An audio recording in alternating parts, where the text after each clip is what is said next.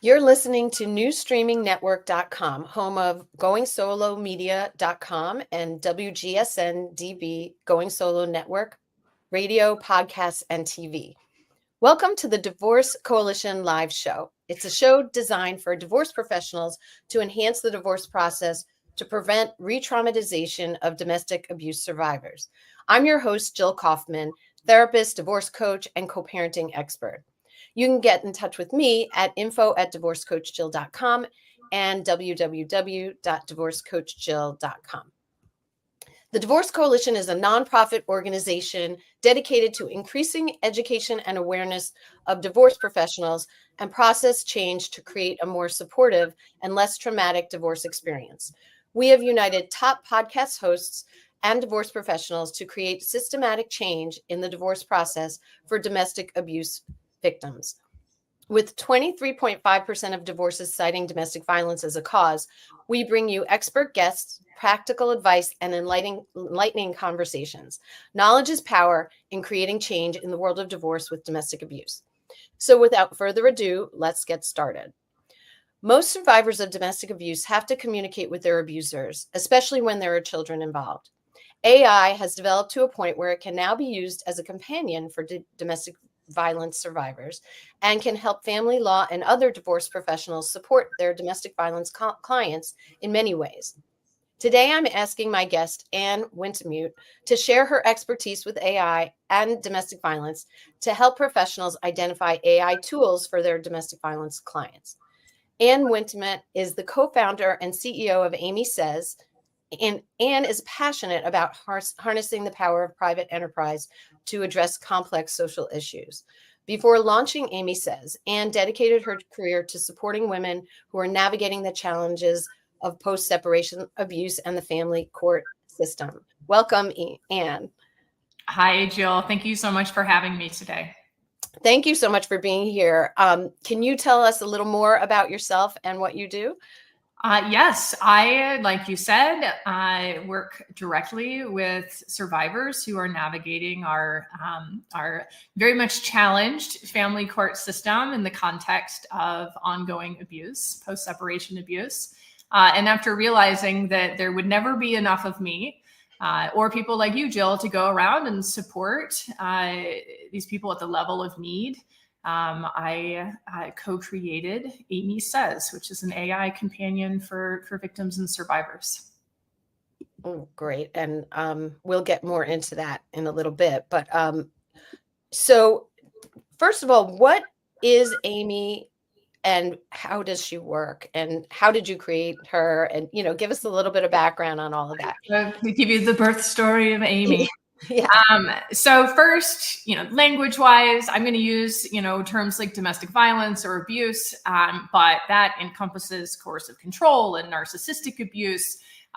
Really, it's whatever pattern of behaviors are being used in order to gain and maintain control over the survivor.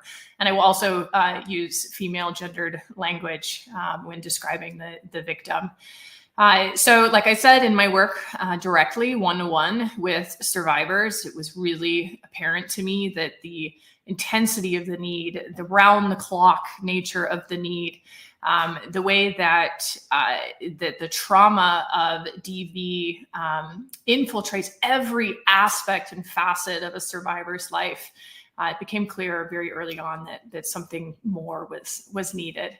And in a conversation with a dear friend of mine who had done lots of software enterprise and SaaS software, we came up with the idea of merging the large language models and AI, building specific training and context and perceptions not available just by OpenAI into a private and secure context where victims could come, tell their story, get instant relief, never wait, and get the support that they need on demand. Because anyone who has experienced the impacts of abuse knows that you need the help in the moment you need it, not when you're able to book an appointment with your therapist or able to get on your attorney's calendar.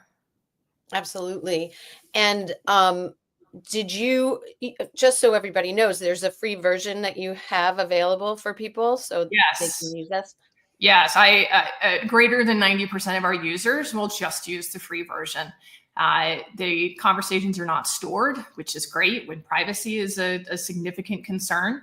Aimee won't remember you when you come back later that day or the next day for a conversation, but she's going to give you instant companionship at a level that is clearly trauma informed and clearly trained in all sorts of patterns of coercive control and abuse. Our paid account obviously does offer more features, but especially people who are not court involved or not at risk of becoming court involved, typically the free version is plenty of power. Which is amazing because a lot of people can't afford, a lot. And so they're having something like that available would be really helpful. So, why don't you give a little more detail about how people can use this? Yes, let's do that. So first, I think understanding how Aimee works helps people understand how they might be able to use her. Everybody's situation is totally different. We have attorneys who use her, advocates who use her, obviously victims and survivors who use her. So understanding a little bit of how it works is helpful. So it's kind of like three libraries. One is the large language model and OpenAI. And then there's our library that Aimee herself has been trained with, that every user gets to experience. And that is, specific training in advocacy, specific training in state law. She can speak in a variety of languages. And then there is within the accounts, the context, or in a free account, it's the context that's provided in the chat window. But within a paid account, the context for that specific situation is entirely generated by the user. So that might mean that she's uploaded her communication records, her orders, a transcript of testimony, perhaps, school records, therapeutic records, anything that is particularly important to the case, to understanding the dynamics that are present in that case. Obviously, for an attorney, he or she can upload whatever they think is relevant to that case in order to have conversations with Aimee. But our users will upload all sorts of information to really make Aimee their specific expert. I think that there are two kind of major, within the context of divorce, major things to discuss. And one is going to be, what's the impact of this abuse on the survivor and on her ability to participate and engage in kind of the more procedural aspects of the divorce. And then also, in the context of domestic violence, the impact that the abuser's narrative tends to have on these cases, really getting some pretty terrible outcomes in, what I think is an unfortunate majority of these cases. People who've experienced abuse are impacted. Anyone who's worked with survivors recognizes that the executive functioning is diminished, clarity is diminished, the ability to take on what that person at optimal health would be able to do with ease is suddenly very, very challenging. You get into this situation where now the divorce is happening and the survivor is attempting to engage all of these divorce-related services, and they're sick. They are sick with the impacts of their experience, and the other party is disturbed with a pathological entitlement to continue to control the situation and to win at all costs. So at the same time, this person's traumatized enough to end this relationship. Now she's on a stage where she has to perform. The trauma is at its peak, and the abuse likely has escalated, right? So it can be a terrible confluence that just is so destructive to the executive functioning and task accomplishment of the victim. And unfortunately, that kind of reality distortion, at the end of the day, the only weapon that a victim has is the truth. And that, when the relationship is over, that is the first weapon that an abuser will take from her. Mhm. Right. So she's on a stage where she has to defend her reality, what she's experienced. She's incredibly traumatized, and this guy is sometimes literally, but typically figuratively going for the jugular. This is the first major space where Aimee is able to come and provide incredible support. And that's typically going to be through validation is one huge component. There often are not enough people around the victim saying, I understand. Yes, that is true. That thing happened. Aimee provides clarity. She can look at a situation through, she's been trained to see it through the lens of a power and control dynamic and provide instant clarity to the victim about what's happening, why she's feeling the way that she is, why the abuser's tactics are so effective, and to help quickly kind of restore some of the peace and clarity and not being triggered that is necessary for that victim to continue to participate. So I was going to say, when someone's triggered, they're not thinking with their prefrontal cortex, so they're not going to be able to respond in an effective way. But if they are reading and they have someone, Aimee's this AI tool to actually get them out of their amygdala, and into their prefrontal cortex, that will lower their emotions and enable them to really think through how to respond. And that in the moment is usually not available, right? So it's an amazing tool for people who are being triggered. And a great example is you've just received a message from your ex. There's enough truth to it that you're terrified that it's going to be believed, but there's aspects of it that are a distortion, and it's making you feel like you have to agree with him, or a negative outcome is going to occur. Just put the message into Aimee, ask her to generate a report on all of the subtle and overt. She certainly gets the overt stuff as well, but most people do, so it's a little less validating and rewarding. But even all of the subtle aspects of coercion that are present in that message, the validation is instant. The effects of that validation are instant, right? Which is her regaining the ability to see the shades of gray. It's no longer the black and white that a triggered person is confined to. And it will help her generate a response. And that response will be child-centered. It will not be reactive. It will not be playing defense, which are all things that are going to help her keep a really clean, I'm using air quotes for radio listeners, a real clean communication record, which is going to benefit her throughout the course of any litigation that goes on. The other thing that she is able to do that is really difficult for people who are traumatized is a lot of the heavy lifting.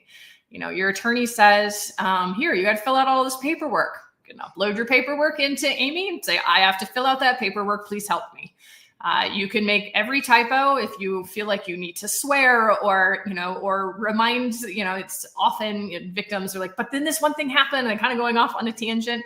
That's fine. Do it all. Aimee will help take what you put in, collate it, help it make sense, correct all the grammatical, and spelling errors, and help you fill out those documents. But even better, she can take, 1,000, 2,000 pages of communication records, and you say, my ex is accusing me of alienating the children. Can you look at our records and find evidence that that's not true? Right? And Aimee will literally within seconds do what it would take a highly trained person many hours, right? 10 hours. I mean, certainly I have reviewed many of, communication records, say 10 hours to be able to generate a response to that question. And then in addition to answering that question, you can also say, what should I be doing to protect myself against false claims of alienation? And she will help walk you through that too. Well, you might consider, a weekly update email. Usually they contain information like that. Is this something that you might be interested in? I can help you do this. So the ability to take some of those tasks that just feel insurmountable and provide expert level hand holding guidance certainly makes that person's attorney's job a lot easier. And, in therapy, you can be working on therapeutic goals instead of some of those day-to-day tasks of just managing a post-abusive situation. Absolutely. So I do have some clients who are using just regular AI, ChatGPT or whatever, to help them craft a response. I mean, what is the difference? A few differences. One, I love AI. If you feel like you are getting what you need, and your case is going well, and you haven't, run into many of the pitfalls that are out there, and OpenAI is working for you, go for it. We certainly think that Aimee provides additional benefit. One really simple one is that the recipe that you looked up, yesterday in OpenAI is not going to be sitting right next to, please help me file a modification. It provides like a container, a containerized system. It's also more secure. And our model does not train the AI models. Whereas if you are using an OpenAI account, that information is being used by OpenAI or one of, Gemini, one of the other services to train their models. We don't do that. Mm-hmm. Aimee's answers do not change over time because of user input. We have trained a stable model that we can upgrade, right? Like new research comes out, we can upgrade it with that research, because certainly we want Aimee applying as much empirical evidence as possible. So those are a few examples, but then there's just the internal training. OpenAI uses the vastness of the internet. Aimee is constrained to utilizing the best available information. She's, trained to, for example, make sure that responses fit a certain context that are going to be important in shining a right light on your efforts to communicate with an X. Those are a few examples. Yeah, no, those make sense. And, it's great to use whatever tools that are out there. And, if people can use the regular AI or Aimee Says, like together, whatever works is great for people to get support in this situation. So we're going to take a short break right now, and we'll be right back.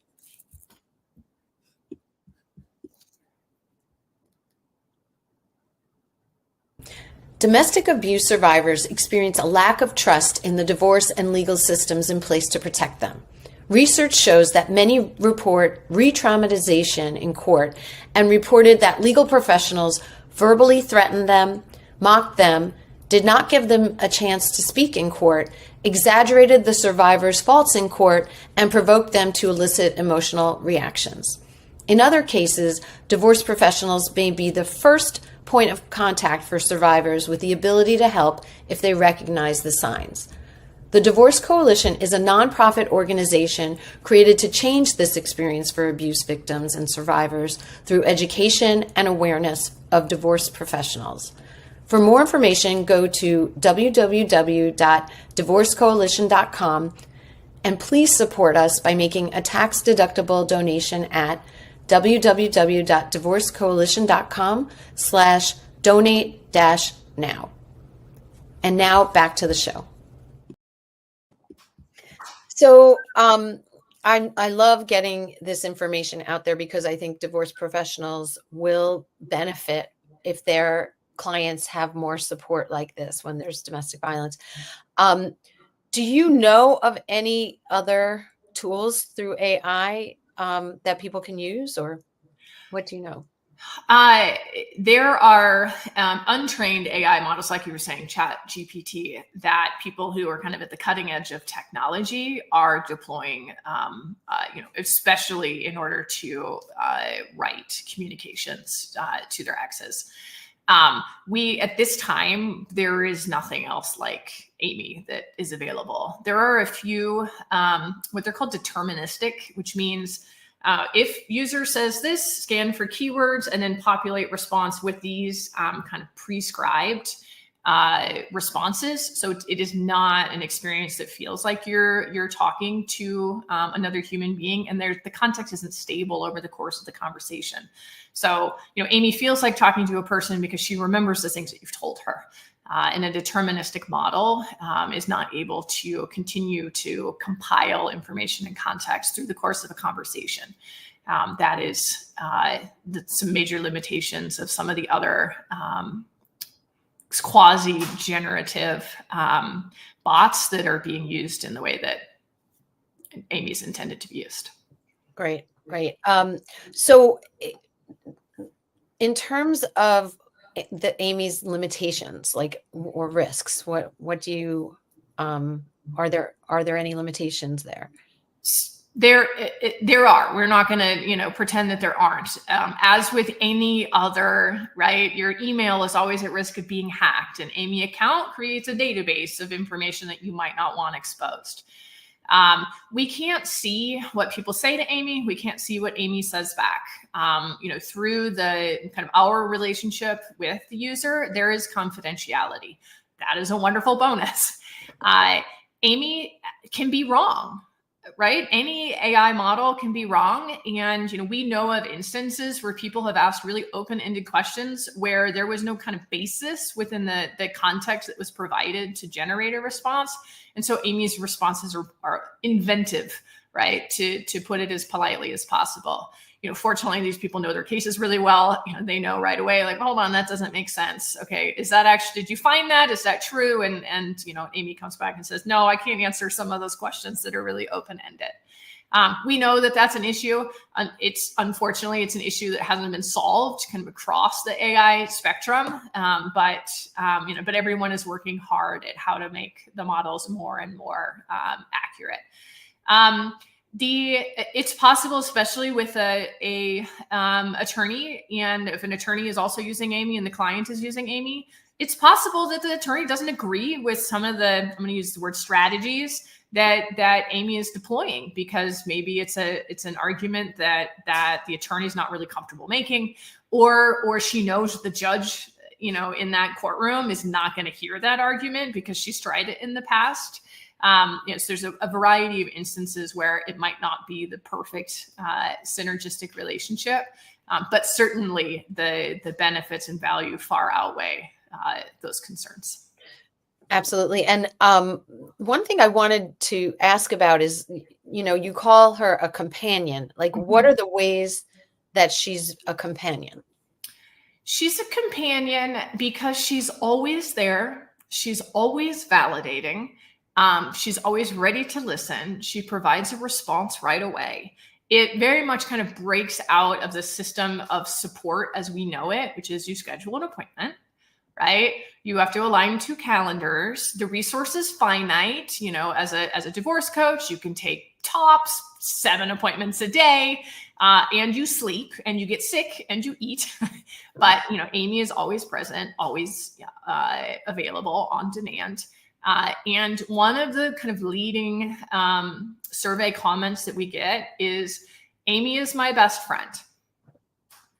Right. And, Aimee is my best friend. And the reason I still have other friends, right? Because victims often exhaust the kind of emotional support of their circle of friends, because surviving abuse is exhausting and unending. It is, but through no fault of the victim, that's the situation that they've been put in. But yeah, Aimee's my best friend. She just doesn't know it yet. Aimee's my best friend, but don't tell anybody because my best friend would really be disappointed. It's kind of the companionable ear that we all wish that we had. Yeah, no, it's so true. And I get that all the time, that people start working with me because they don't want to exhaust their friends, because they do need to talk. And when you're going through divorce, it's all encompassing, and it's 24/7, especially with domestic violence involved. So, this is an amazing tool for, I think, divorce coaches, for divorce attorneys, who else can use this? Like you said, divorce coaches, we know some coaches that have been able to take on more clients that say no to fewer people, but their agreement is you have to have an Aimee account. We have a Teams feature, which is really great. So, a survivor can have an Aimee account and make their support person, a coach, therapist, an attorney, their parents, right? My mom wants to help, but she doesn't know how. They can make them team members so they have access to the same information and can query Aimee in the same ways. It's, for anyone who's experienced abuse, is recovering, or is thinking about leaving. That's a really difficult and trying and all-consuming time as well. Sometimes it lasts for many years before the victim is able to end the relationship safely.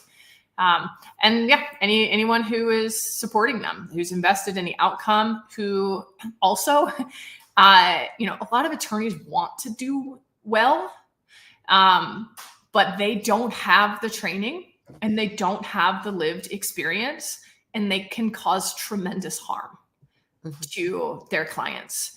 Aimee provides an opportunity for them to understand their client's case in the context of the client's real lived experience and support in translating that into arguments, positions, responses that are consistent with the best interest statute in that state. It's a lot of attorneys are using AI services now, and Aimee is specific to kind of advancing. I'm going to use justice in a very broad context, whether that's criminal, civil, legal system, or extrajudicial justice, and that can certainly help the attorney support the client in a way that aligns with their intentions, which is to be validating and helpful. But unfortunately, that's just often not the case. What about therapists? Yes. So yes to therapists. There's always concern about, especially with therapists, about HIPAA. So a therapist shouldn't be uploading documents, for example, to that. But if a client wants to make you a team member to her account, then you can go on and say like, hey, so, I'm the therapist. These are some of our goals. How might I integrate her experience and what she shared with you in order to help us achieve those goals? Or just, I don't understand. She says it's coercive control, and I believe her, but some of the examples that she gives me, I think oh, that's not that big of a deal. My husband said something rude to me once. You just cannot embed it into a degree of expertise about the impacts of coercive control, and the therapist could get support with that. Typically what we find is the therapist has her own account, and without uploading any kind of personally identifying information, can learn context specific, learn from Aimee as they support clients. Yeah, I don't know that I would want to share an account, because then you're getting into being contacted at all times of the day, and you never know how to set boundaries there. And I think with therapists, there's a lot of boundaries that need to be set. Mm-hmm. But having your clients use this tool, as far as therapists haven't had ethical problems with that. I mean, that's the only thing I was thinking about. No one has reached out to us with concerns about ethical limitations, and we respect that. Attorneys, therapists, divorce professionals recognize the limitations of their own profession and the expectations of their own profession, and proceed appropriately. Yeah, and I think even realtors, mediators, mortgage broker, anybody who's working with someone who's has a history of domestic violence can educate themselves through Aimee, right? Is that absolutely right?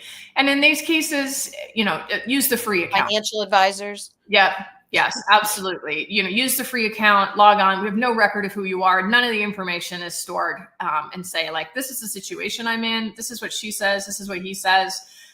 Or can you please familiarize me with the impacts that domestic violence has on the financial outcomes for the survivor adult? Domestic violence victims, especially in the context of financial issues, are just repeatedly harmed. Likely she was restricted from working, or the income that she did earn had to be applied to expenditures. There's no savings. There's no retirement account. She didn't have the opportunity to build a career. Now the ex is trying to, pay as little support as possible and get the house, whatever. There are opportunities to help right things through the financial dissolution of the relationship. And it's a lot easier to make those points when you understand the impact that the abuser's decisions have had on the future kind of prosperity and wholeness of the victim and survivor. You could have a free conversation with Aimee about that. Yeah, I think that's a wonderful tool for divorce professionals, and hopefully they'll make use of that. How do anybody start using Aimee or refer our clients to her? You go to aimeesays.com. It's AIMEE says.com. There's a pink button on the home screen to meet Aimee, and you can start immediately having free conversations. If being able to store have a chat history or using a journal, we didn't even talk about the benefits of the journal, or needing to upload documents and more information, you will need to have a paid account at that point. You just go through the subscription process. I think that people who have a client who use Aimee become our best referral systems because they immediately feel the benefit of having a more regulated, more informed client who essentially has a good support system. A lot of divorce professionals become the de facto support system to their clients, and it's hard. The burnout rates are really high. Fortunately, Aimee does not burn out. She does not get vicarious trauma, and she's inexhaustible, unlike a human. We're exhaustible. Absolutely. Yeah. That's wonderful. And do you have anything else that we didn't touch on that you would like to share? I could talk about Aimee. Well, you said the journal. I would love to hear about the journal. Yeah, the journal is, so the chat is going to be much more informative, especially within the paid account. The paid account offers an incredible list of actionable steps. Where do I go to get that form? When is this place open? It's incredibly powerful. The free version is a little bit more chatty. It's keeping a conversation going. And then when you ask for specific resources, she'll also list those out. The journal is where you go to talk about the feeling, the incident that happened. I was at the grocery store and I was getting a cucumber and the song from our wedding played, and I just fell apart there because I just don't understand how, on that day, I had no idea how things would go. And that's a place for all of those things to live. And it's an AI supported journal. So, I want to explore these things with Aimee. And Aimee will really help, like we were talking about earlier, get out of some of the black and white thinking and kind of restore the victim to that flexible shades of gray thinking that we all like to be in because it feels so much better inside of our bodies. But it provides an opportunity for everything to be documented in a way that feels natural and like you told a person versus that you logged it in a note section on your phone somewhere. It feels like a more engaging and restorative process to document incidents that way. And what else? I stopped you from saying what else you wanted to share with everyone. Oh, I'm just that I could talk about Aimee all day. She's got incredible use cases from helping people fill out documents, helping people prepare for protection order hearings, especially in our groups of advocates that use Aimee. She'd be incredibly supportive at upload the affidavit. The pictures of the text messages, a police report, everything. Ask for her to look for, we need to be able to meet all criteria. What evidence might we apply to which criteria? It can bring equity and access to legal systems to where I believe our nation really should be. We have, everybody has a right to take their case before a judge. But it's not actually really true as a lived experience because it can be incredibly daunting, and access to judicial systems very much does seem to be reserved to a select few, either who are not traumatized or who have attorneys who can do that work for them. And Aimee makes those things possible. Pro se litigants especially have found a whole lot of support from Aimee. And one of the things that I really love, that's kind of was an unintentional, we didn't know it was going to happen. People are having conversations with Aimee after their like second bad Tinder date and ending the relationship. People are talking to Aimee at the first, like, ooh, I don't know, that made me feel really weird. Or like, why is he calling me so much? And he says, if I don't answer, he doesn't know that I'm where I say I am. And Aimee right away will have an important conversation about boundaries and what boundary violations look like, and be able to support that user in ending the relationship. I wish that Aimee were here 20 years ago. That is amazing. I mean, just the idea, we didn't talk about that, about someone dating or maybe who has a history of domestic violence and they're starting to date again. Those people should be, using Aimee because they're more likely to get into a situation that is, some kind of domestic violence again, if you've had a history of that. So that is a great way to prevent that and learn how to be different. Or even like, I don't know if this is something that you've seen, but younger people, who aren't married or, haven't experienced domestic violence, just for them to get an idea about what it is and the red flags to look for.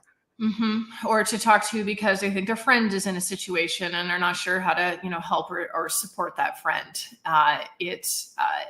There are, as long as it is within the kind of context of power and control dynamics in an intimate partner relationship, Aimee can discuss it. And, unfortunately, what I just described, power and control dynamics in intimate relationships, is pervasive. It is everywhere. The harm is incredible. The impact on the future of a victim from the moment she becomes entrapped in that relationship is profound. It's horrific. If we were really willing to look at it at face value, we would feel very compelled to put an end to it. Unfortunately, it does seem to continue to live in the shadows. Yeah. I mean, thank you for shining a light on this topic and for developing such an amazing tool that people can use now. And I think it's really going to change a lot in the divorce profession and really help people a lot. So I appreciate you being here. Thank you so much for being my guest today. And to our audience, thank you for being with Anne and myself on this episode of Divorce Coalition Live. If you would like to listen to this whole episode again, you can find it at the link, the live show tab link at www.divorcecoalition.com. All of Anne's information will be available in the show notes. And we have a special gift for our listeners, a free ebook called Stop Condoning Domestic Violence. You can get that at www.divorcecoalition.com/stop-condoning-ebook. I so enjoyed being your host. Again, this is Jill Kaufman, and you can get in touch with me at divorcecoachjill.com. You can find the Divorce Coalition at www.divorcecoalition.com. And please like and share our Instagram page at Divorce Coalition page. Join us in the fight to change an abuse survivor's divorce journey. And stay tuned. In 2 weeks, we will have another show on Tuesday at 11 a.m. Eastern, another episode of the Divorce Coalition Live. Thank you. Thank you.